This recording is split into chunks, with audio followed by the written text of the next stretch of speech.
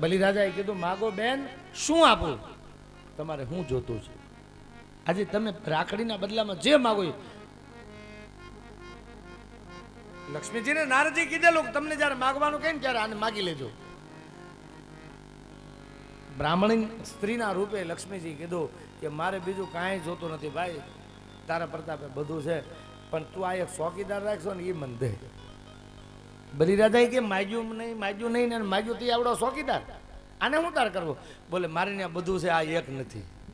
એ ત્યાં પકડી લીધો ને એટલે હું એના વગર વાંહે આવી. બલી સમજી ગયો. પૂછ્યું તમે છો કોણ? લક્ષ્મીજીએ પ્રગટ થઈને કીધું કે હું લક્ષ્મી છું, આ મારા પતિ છે, હવે તું મને આપ. વચનબદ્ધ થયેલા બલિ આપ્યા અને શ્રાવણ સુદ પૂર્ણિમાના દિવસે લક્ષ્મીજી વિષ્ણુને છોડાવીને પાછા આવ્યા. એટલે હજી રામાનુજાચાર્યની પરંપરામાં રામાનુજાચાર્યના જ્યાં જ્યાં મંદિરો છે ત્યાં રક્ષાબંધનને દિવસે હજી પાટોત્સવ ઉજવવામાં આવે છે. વામન અવતારની શ્રેષ્ઠ કથા પછી મત્સ્ય અવતારની કથા છે. સત્યવ્રત નામનો રાજર્ષિ ભગવાનનો મોટો ભગત થયો. બીજા અવતારમાં શ્રાદ્ધદેવ બન્યું.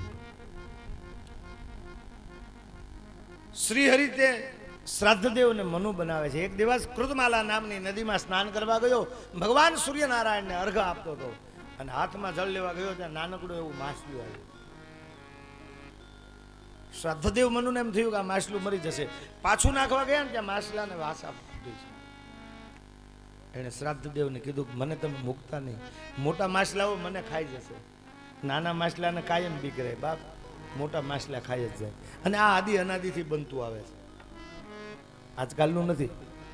તમે ધંધામાં જુઓ, સમાજમાં જુઓ, બધે મોટા માછલા નાના માછલાને ખાઈ જાય. શ્રાદ્ધદેવને દયા આવી, પોતાના કમંડળમાં લીધું છે. ઘેર પહોંચ્યા ત્યાં કમંડળમાં હમાયની એવું માછલું થયું.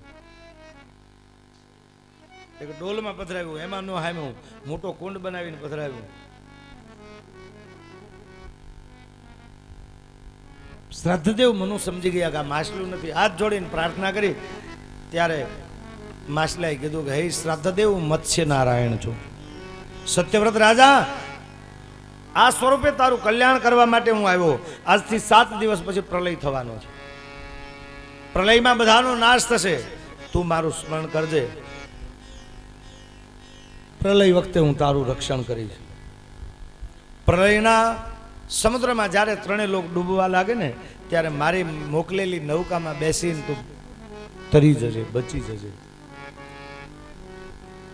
અને નૌકા જ્યારે હાલક ડોલક થાય ને ત્યારે શિંગડા વાળી માછલી બનીને આવી તારી નૌકાની દોરી મારા શિંગડાની હારે બાંધજે. અને એના ઉપરથી હજી એક કહેવત આપણે ત્યાં કહેવાય છે, સૌરાષ્ટ્રની એક કહેવત છે, આપણે કદાચ સાંભળી છે કે જાઓ ને ભાઈ હવે તમારે શિંગડે રાહી, તમે જેમ કહો એમ. એ શિંગડે રાહી ત્યારથી કહેવત પડેલી છે. 6 દિવસ પછી પ્રલય આવ્યો. નૌકા દ્વારા મનુ બચી ગયા. મત્સ્ય નારાયણ એટલે જીવાત્માની વૃત્તિ છે બાપ.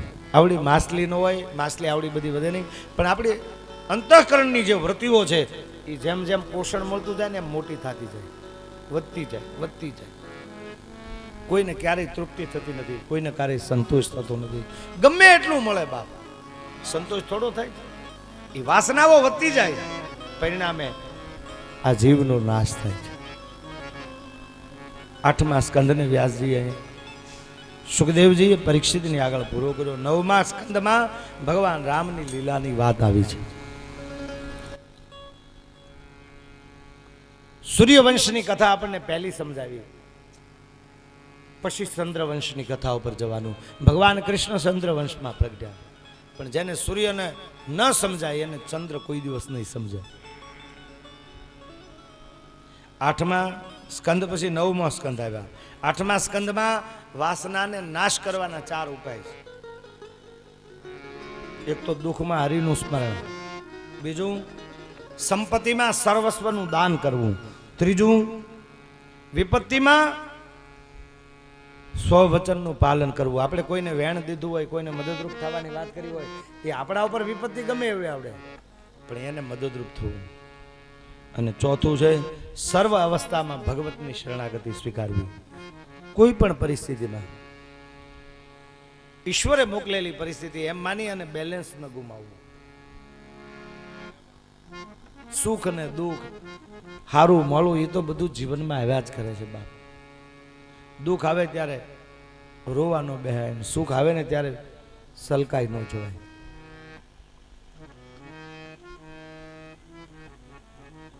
ઈશ્વરની કૃપાથી જીવનમાં આ બધા જ ક્રિયાઓ હાલ્યા જ કરતી હોય. સુખ દુઃખ બધું ત્યાં જ કરતું હોય. પણ જીવનને એક ધારું અને એક સરખું રાખવું જોઈએ બાપ. ઘણા લોકો આજે શ્રીમદ ભાગવતમાં રાસલીલા ઉપર શંકા કરતા હોય. એમ કહેતા હોય કે ભગવાન આવી રાસલીલા કરતા છે, આવું કરતા છે. પણ તમે વિચાર કરો, ભાગવતમાં લખ્યું છે 11 વર્ષ 52 દી કે આપણી સમજણ અહીંયા સુધીની છે બા. સગર રાજાની કથાથી અમરીશના 11 વ્રતને દુર્વાસા દ્વારા પરીક્ષા કરવામાં આવે છે. દુર્વાસા અમરીશના મહેમાન થયા અને એકાદશીનો વ્રત કરતા હતા. અમરીશ દશમને દિવસે એક ટાઈમ, 11ને દિવસે ઉપવાસ, 12ને દિવસે પારણા કરતા. દુર્વાસા આવ્યા બરોબર જમવાના ટાઈમે નદીએ નાવા વયા ગયા ટાઈમ સંડવારવા માટે, અને બરાબર 12 વાગે એને પારણા કરવાના હોય. દુર્વાસા ન આવ્યા. અમરીશે બ્રાહ્મણોને પૂછ્યું કે હવે મારે શું કરવું? જો 12 વાગે હું પારણા ન કરું તો મારું વ્રત તૂટે, અને પારણા કરું તો મારે ઘરે આવેલા સાધુ સંતો એ બાકી હોય, મારે થોડું જમવા બેસી જવાય. કરવું શું? શું કરવું? એ સમયે બ્રાહ્મણોએ કીધું કે તમારે જમાય નહીં, પણ હાથમાં તુલસી દળ લઈ સંકલ્પ કરીને તુલસીનું પાંદડું મોઢામાં મૂકો એટલે તમે જમ્યાય ન કહેવાય ને તમારા પારણા થઈ ગયા કહેવાય. એ અમીરીશે એમ કર્યું. અને દુર્વાસા આવ્યા, એને ખબર પડી ધ્યાનમાં કે એને પારણા કર્યા, મગજ ગયો. એ અમરીશ, અમે તારે ઘેરે આવ્યા, તું અમને મૂકીને જમી લીધો? અમરીશે હાથ જોડીને કીધું મહાત્મા હું જમ્યો નથી. નહીં, બોલે મારા ધ્યાનમાં દેખાયું તે પારણા કર્યા. બોલે મેં પારણા કર્યા છે એનો અર્થ એવો નથી કે હું જમ્યો છું. અને દુર્વાસા ભયંકર ક્રોધમાં એકાદશીનું વ્રત કરતા હતા, એટલે એમાં એનો જે નિયમ હોય એ પ્રમાણે કરવું પડે. હવે ધર્મ સંકટ આવ્યું. શાસ્ત્રોમાં તો નિયમ છે ને, એકાદશી કરે ને વ્રત એને પરમાત્માની ગતિ મળે છે બાપ. એકાદશી કરી સુખ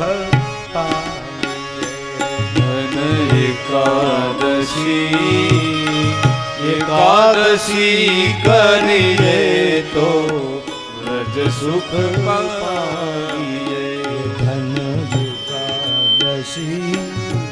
એકાદશી કરીએ તો વ્રજ સુખ.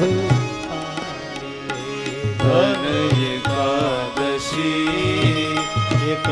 એકાદશી કરીએ તો વ્રજ સુખ પામીએ. મારે એકાદશીનું વ્રત મારે એકાદશીનું વ્રત કરવું છે. મારે એકાદશીનું વ્રત મારે એકાદશીનું વ્રત કરવું. શાસ્ત્રોમાં બહુ મહત્વ છે. ટૂંકમાં દુર્વાસા ક્રોધમાં આવ્યા, શ્રાપ દીધો, કાત્યાયની શક્તિને વાહે મૂકી. ભગવાનને એમ થયું કે જો મારા અમરીશનું રક્ષણ નહીં કરું તો કાલ મારું વ્રત કોણ કરશે? એટલે ભગવાને સુદર્શન ચક્ર પાછળ મૂક્યું. દુર્વાસા જ્યાં ગયા સુદર્શન ચક્ર પાછળ આવ્યું. અંતે દુર્વાસાને કોઈએ કીધું તમે અમરીશની પાસે જાઓ, એ બસાવે. અમરીશ પાસે આવ્યા, અમરીશે આડા હાથ કર્યા, સુદર્શન ચક્ર અટકી ગયું છે. એ વંશમાં સગર નામનો રાજા થયો, અને સગરના વંશમાં રામનું પ્રાગટ્ય થવાનું છે. પણ એ કથા થોડી વાર કથાને વિરામ આપી, સાપાણી સરબત જાહેરાતો જે કંઈ થવાનું એ બધો કાર્યક્રમ થઈ જાય, પુનઃ કથામાં પ્રવેશ કરશું. બોલીએ કૃષ્ણ કનૈયા લાલ કી જય. મુકેશભાઈ સાકરિયા ને આંગણે જે જ્ઞાનગંગા વહેરી છે એમાં પોતે પધારી અને જ્ઞાનનો લાવો લેવા અને આપ બધાના સન્માનને સ્વીકારવા માટે આવી રહ્યા છે. એમને પણ આપણે સત્કારીએ.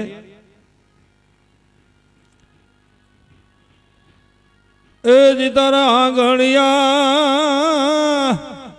એ પૂછીને કોઈ જન આવે રે આવકારો મીઠો આપજે રે જી.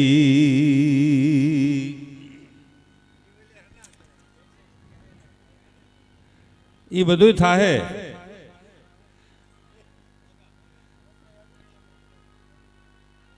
નરેશભાઈ પધારી રહ્યા છે એનું સન્માનવા માટે, એને સત્કારવા માટે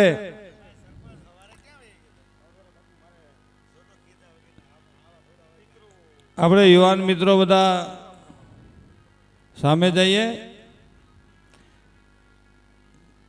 મોટી ઉંમરના હોય ભલે અહીં બે, એવું કઈ વાંધો નહીં.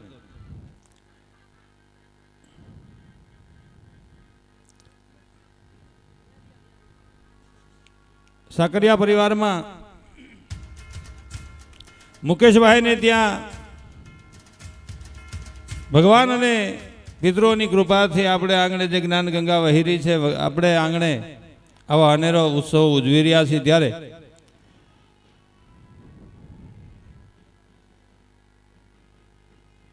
એમાં આજે રક્ત બ્લડ ડોનેશન કેમ્પ રાખેલો ને એમાં સમાજના શ્રેષ્ઠી લેવા પટેલ સમાજના મોભી અને ખોડલધામના પ્રણેતા એવા ભાઈ શ્રી નરેશભાઈ પટેલ આપણા ગામની પવિત્ર ધરતી માથે પવિત્ર વ્યક્તિ જ્યારે પધારી રહી છે અને પવિત્ર વક્તા જાણે પોતાના મુખમાંથી ભગવાનની જ્ઞાન ગંગા રૂપી પ્રવાહ વહાવી રહ્યા છે,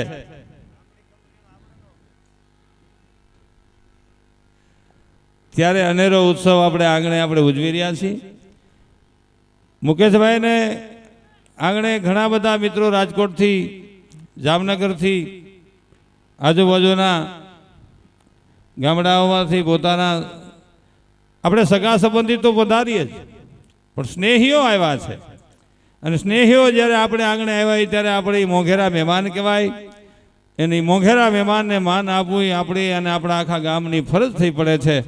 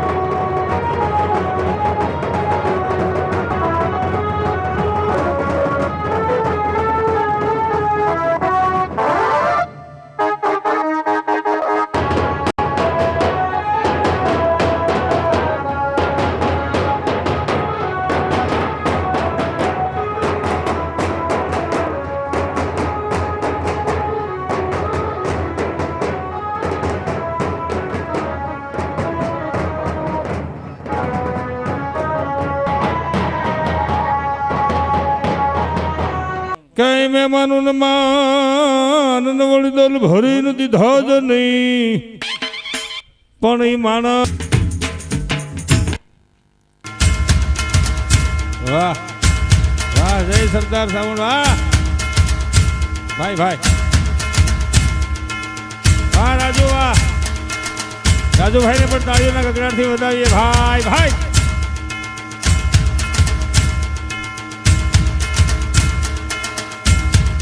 જય ખોડલધામ, જય ખોડલધામ, જય ખોડલધામ, જય સરદાર.